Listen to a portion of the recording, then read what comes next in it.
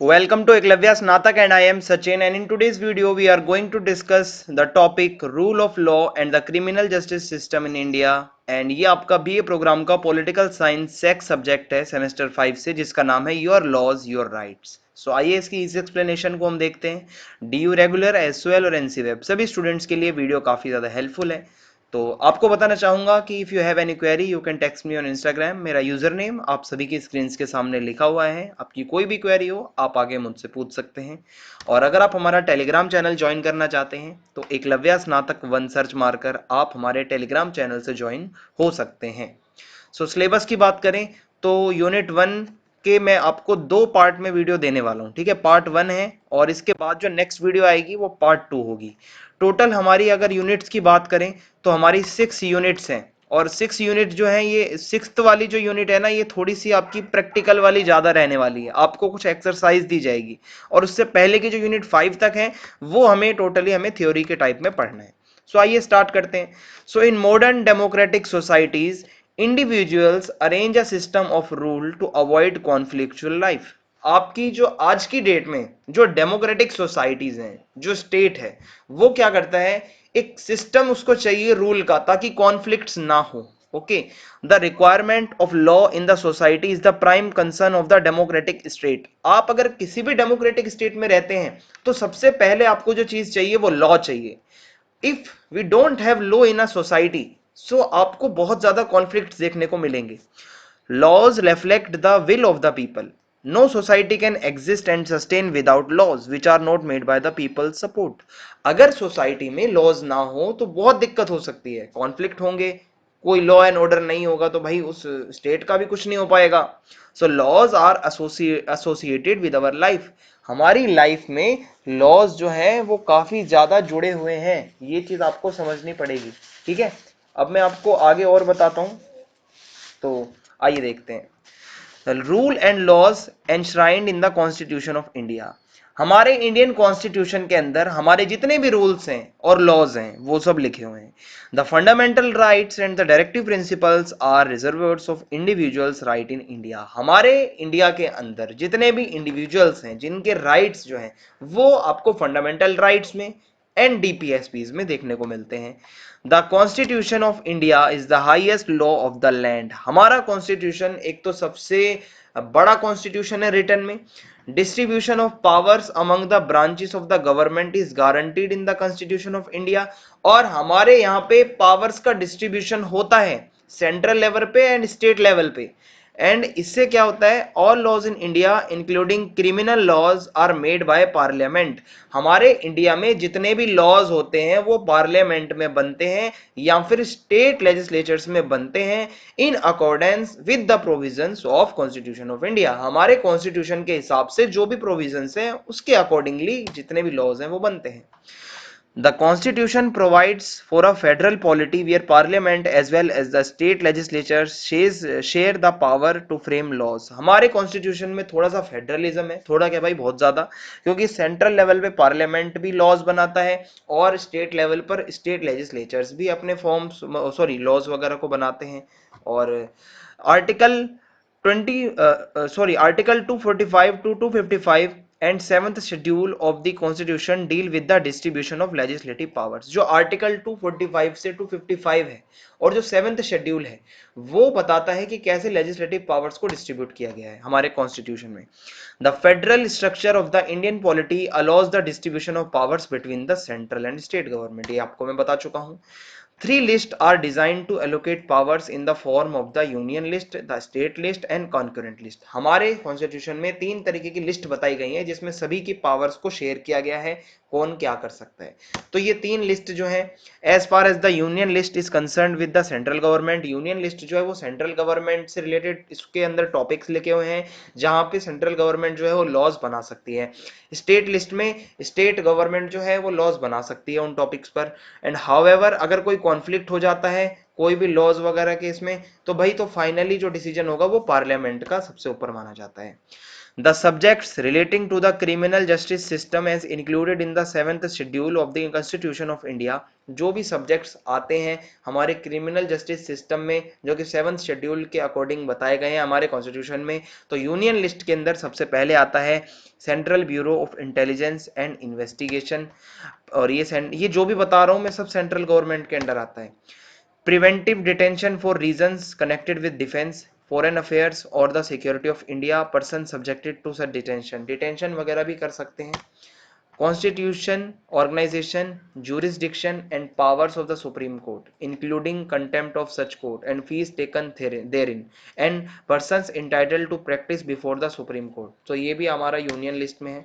Constitution and organization including vacations of the high courts except provisions as to the officers and servants of the high courts and persons entitled to practice before the high courts, so ये भी इसमें आता है।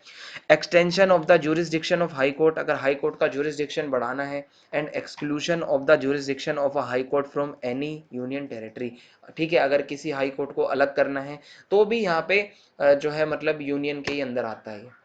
Extension of powers, ठीक है, extension of powers and jurisdiction of members of a police force belonging to any state to any area outside the state but not so to enable the police of one state to exercise powers and jurisdiction in any area outside the state without the consent of the government of the state, कोई भी police है किसी अगर other state की वो दूसरे state में नहीं जा सकती कुछ भी एक्सरसाइज करने, क्योंकि उसके लिए उसको पहले गवर्नमेंट के लिए मतलब गवर्नमेंट का कंसेंट चाहिए होगा। In which such area is situated, extension of the powers and jurisdiction of members of a police force belonging to any state to railway areas outside that state, offenses against laws with respect to any of the matters in this list, ठीक है, jurisdiction and powers of all courts except the Supreme Court with respect to any of the matters in this list, admiralty jurisdiction, so ये सारी चीजें आपकी union list में आती हैं। State list में क्या आता है, public order but not including the use of any naval, military or air force or any other armed force of the union or any other force subject to the control of the union or any contingent or unit thereof in aid of the civil power, police including railway and village police subject to the provisions of entry 2A of the list 1, ठीक है, police भी आती है इसमें। Officers and servants of the high court, procedure in rent and revenue courts, fees taken in all courts except the supreme court, prisons, reformatories, institutions of like nature and persons detained therein, arrangements with other states for the use of prisons and the other institutions, offences against laws with respect to any of the matters in this list, and jurisdiction and powers of all courts except the Supreme Court, ठीक है, ये सारे इसमें आता है state list में। Concurrent list में क्या है, criminal law including all members included in the Indian Penal Code IPC at the commencement of this constitution but excluding offences against laws with respect to any of the matters specified in list 1 or list 2 and excluding the use of naval, military or air forces or any other armed forces of the union in aid to the civil power, ये वही वाला आ गया। criminal procedure including all the matters included in the code of criminal procedure at the commencement of this constitution, preventive detention for reasons, ठीक है, देखो भाई detention वगैरह भी होता है सिक्योरिटी रीजंस की वजह से उठा लिया जाता है कुछ लोगों को, the maintenance of public order और the maintenance of supplies and services essential to the community and person subjected to the such detention. फिर आता है removal from one state to another state of prisoners, accused persons and person subjected to preventive detention for reasons specified in entry 3 of this list, administration of justice, constitution and organisation of all courts except the supreme court and the high courts. And मैंने आपको बताया था concurrent list में क्या होता है, कोई भी ऐसा लॉ बनाया जाता है या कुछ भी ऐसा होता है जिसपे अगर कोई कॉन्फ्लिक्ट हो तो फिर पार्लियामेंट को ऊपर माना जाता है। एविडेंस एंड ओथ्स, ठीक है, evidence and oaths, recognisation of laws, public acts and records and judicial proceedings, legal, medical and other professions, और jurisdiction and powers of all courts except the Supreme Court with respect to any of the matters in this list। अगला topic है हमारा rule. So now if we talk about rule of law, so Andrew Altman in arguing about law and introduction to legal philosophy, जो कि इन्होंने लिखी है ये किताब, इसमें ये एक्सप्लेन करते हैं about the 5 important principles of the rule of law. Rule of law के 5 इंपॉर्टेंट प्रिंसिपल्स इन्होंने बताए। The idea of the rule of law is emphasized in the context of good democratic polity। इसमें ये बताया जाता है कि रूल ऑफ लॉ, ठीक है, लॉ के आगे सब बराबर है, कोई भी ऐसा डिस्क्रिमिनेशन ना हो, तो रूल ऑफ लॉ को बताया जाता है कि ये मतलब एक तरीके से बहुत इंपॉर्टेंट है एक अच्छी डेमोक्रेटिक पॉलिटी के लिए. It is valuable for not only the government elected popularly by the people to be ruled by law, but the citizens are also expected to follow the rule of law for their day to day activity. और हम सभी जो लोग हैं जितने भी citizens हैं हमें भी रूल ऑफ लॉ को फॉलो करना चाहिए. आगे देखते हैं क्या क्या इसमें बताया जाता है. इसके अंदर जो 5 इंपॉर्टेंट प्रिंसिपल्स हैं, सबसे पहले आता है government under law. The modern democratic government is considered to be a legitimate only when it exercises power without being coercive. देखो, अगर आप देखें कि डेमोक्रेटिक गवर्नमेंट होती है तो उसको कोई भी काम फोर्सफुली नहीं करवाना चाहिए. कोई भी ऐसा लॉ है उसको फोर्सफुली आप ना लगाएं, ठीक है, या कोई भी चीज ऐसी है आप अगर फोर्सफुली करवाते हैं तो वो गलत है. Using state power arbitrarily violets the fundamental principle of rule of law. अगर आप गलत तरीके से अपनी पावर का यूज करते हैं अपनी मनमर्जी से तो ये रूल ऑफ लॉ नहीं है, ये गलत है, ये वायलेट करता है फंडामेंटल्स को, रूल ऑफ लॉ के. फिर आता है government by rules to avoid chaotic conditions of society and to establish civil order and peace is the prime responsibility of a government. एक गवर्नमेंट की सबसे पहली रिस्पॉन्सिबिलिटी यही होती है सोसाइटी के अंदर कोई कॉन्फ्लिक्ट ना हो, कोई chaotic conditions ना बने और सिविल ऑर्डर और पीस जो है वो बनी रहे, law and order and peace जो है वो बनी रहे, यही गवर्नमेंट की प्राइम रिस्पॉन्सिबिलिटी है. So government by rules can by virtue of the respect to laws can bring about a legitimate order and stability in society. और अगर कोई गवर्नमेंट अच्छे से काम करती है, ठीक है, एंड जो लॉज के ऊपर अपने सही से काम करती है तो सोसाइटी के अंदर एक स्टेबिलिटी आती है. The second principle of rule of law primarily focus on civil order and peace, जो मैंने आपको बताया. It is maintained by authoritative rule by specifying particular sanctions for singular violation of law. ठीक है, and this provision highlights two outcomes. No action can be regarded by government as a crime unless a specific law prohibits the action, and no individuals can be legitimately punished by the government unless they have committed the crime, and the punishment must be limited to that which is provided for by the law.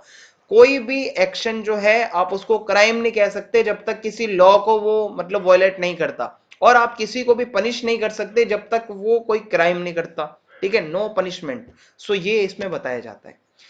Formal features of legal rules. The government which follows rules in governing its citizens requires to have some fundamental principles. देखो कुछ fundamental principles हैं यहाँ पे, जिसमें सबसे पहला है these rules must be made by the public. जो rules बनाने वाले हैं वो लोग होने चाहिए, क्योंकि डेमोक्रेसी में लोग ही जाते हैं आगे. they should be reasonably clear in the meaning. जितने भी laws बनते हैं वो काफी clear होने चाहिए. They must remain in force for a reasonable period of time. और उन लॉज को एक रीजनेबल पीरियड तक ही रखना चाहिए. These rules must not be applied prospectively, not retrospectively. ठीक है, and they must be applied in an impartial manner in a way consistent with their meaning, and they should be capable of being complied with, and they must be enacted in accordance with pre existing legal rules. ठीक है, ये सारी बातें rule से related बताई जाती हैं कि भाई पिछले वाले जो रूल्स थे उन्हीं से कुछ ना कुछ भाई कनेक्टेड भी होने चाहिए, और इसके अलावा ये सारी बातें इसमें बताई जाती हैं जो आप यहाँ पे लिखेंगे. फिर आता है due process. The government which is arbitrary applies dichotomous ways to deal with dichotomous ways to deal with the individuals who violate rules or laws. So the arbitrary governments demonstrate in such a way in which it accuses an individual of violating the authoritative rules, but at the same time does not provide opportunities to prove her innocence through due process of law.